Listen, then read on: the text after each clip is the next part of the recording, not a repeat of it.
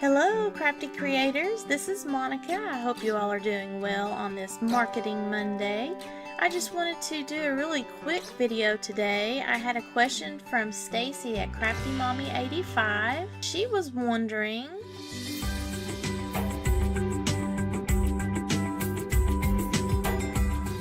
so let's head over to Stacy's Facebook page.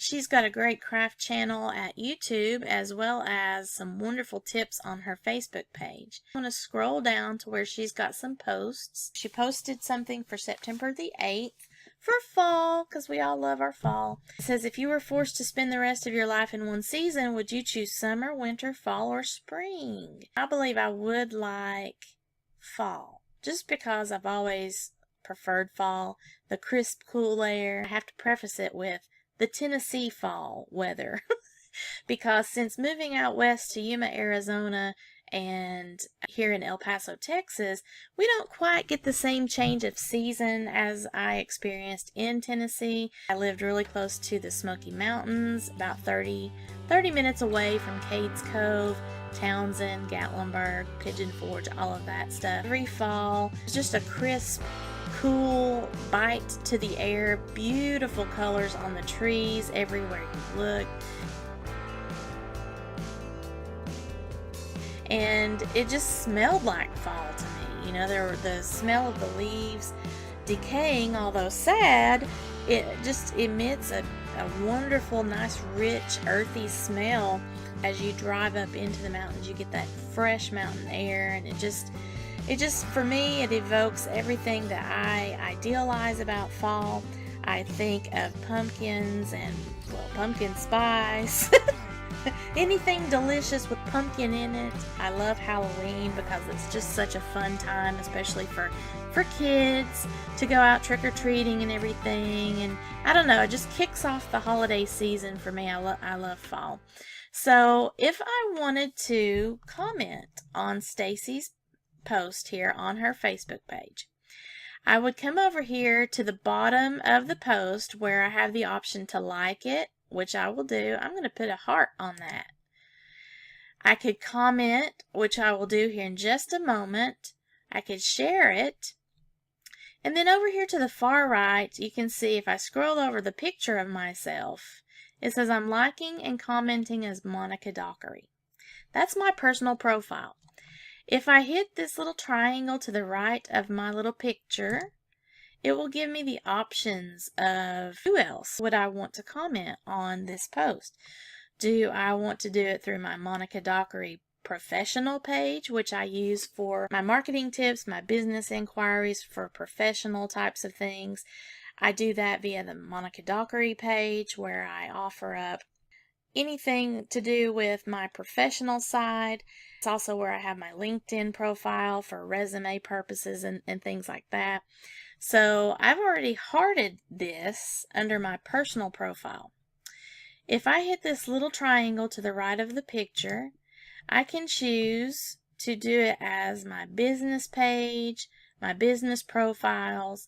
If I wanted to leave it here as my personal profile, that's my own personal that I use really for family and friends. And I have professional page that I use for contacts in the professional realm, whether it be for, job related purposes, writing opportunities, freelance opportunities, teaching classes, things like that.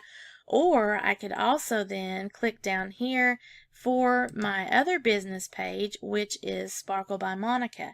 Now this would be useful if I wanted to comment, say, on a jewelry making post, or I am offering up some beads that I am destashing in my supply. If you want to keep your personal and professional selves separate, you can keep this option in mind. If I wanted to come over here and select my Sparkle by Monica page, you see the icon changes and now it says liking and commenting as Sparkle by Monica. So I can come back over here to the like button and I can do another heart, or I can just do the like, whatever you want to do. I can also leave a comment.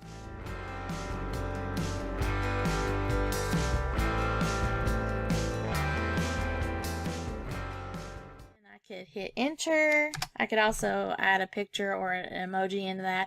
But you see now I have commented as my Sparkle by Monica page. That lets Stacy know, hey, Sparkle by Monica is another page that I might be interested in liking and following. So that's something that to keep in mind whenever you're utilizing these little buttons here. It used to be in the old way that you could come up here to the blue banner where you can see it still shows my overall personal profile at the top, and then you used to be able to come over here and hit that drop down arrow and you can see your pages up here at the top. Now if I did that, let's do that.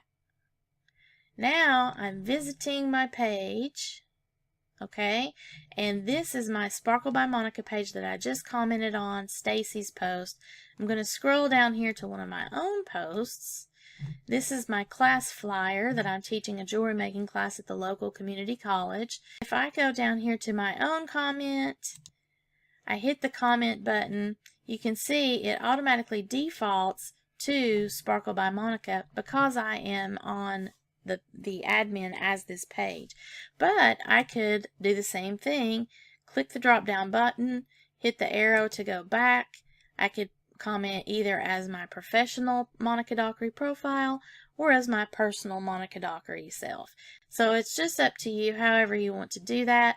Let's say I want to do my professional profile. I'm going to give it an emoji. Let's do a little smiley with the rainbow star eyes just because I feel like it. Does have my name. You might think that that is a personal profile. If I were to click on that, it's then going to take me to my professional Monica Dockery page. This is an opportunity for anyone that wants to hire me as a teacher for art, jewelry making, crafting, that type of thing, as a handmade entrepreneur to get some tips. Maybe they want me to do some freelance work in social media, whatever it might be. This is the professional page that I have in order for them to do that. And I also have this link to my professional page over at LinkedIn. I have all of my little bases covered. If I wanted to scroll down here on my page, my professional page, you see I've got some events that I've posted. The last post that I had was the live streaming event. Because I'm on this page and I am the admin of this page, it automatically defaults here to myself, my professional self. So if I were to hit the comment button and just left a comment, it would be the comment from my professional self, unless I come over here to the right and select either my personal Monica Dockery page or profile, or again flip over to Sparkle by Monica. Now you cannot comment as a group even if you're an admin on the group, so it has to be a personal profile or an actual page. And that's another reason why having these pages are very useful. Group pages are nice if you want to build a community where everyone in that community can post freely, with, the exception of some admins managing the page. But if you want to have an actual page, which, in my opinion, it's a good idea to tie a page to a group, then set up a page and then you have this additional option here. So for those of you with small businesses, you are teaching artists, maybe you have speaking engagements that you provide, you're an author, whatever it is, set yourself up a page and not just a group. That way you have the flexibility in the functionality of being able to comment, like, and share, as well as having your personal profile. Now, you will have to have a personal profile before you create pages and groups.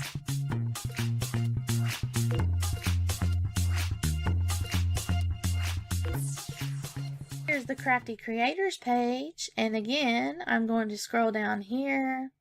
You can see where we shared the showcase for Saturday, and if I wanted to leave a comment, I would just come over here, hit the comment, or scroll down to the very bottom. Now, because I'm within a group, I do not have the option then to go and change it to my page.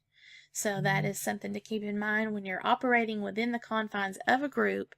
You will be commenting as your personal profile. That is just because the groups limit you in being able to utilize business profiles or business pages. Groups have their uses, pages have their uses, and you have your personal profile. I hope this has helped. I hope that you have a wonderful Monday and a fabulous week. But that is my tip for the day. Have a craftacular day, y'all. Bye!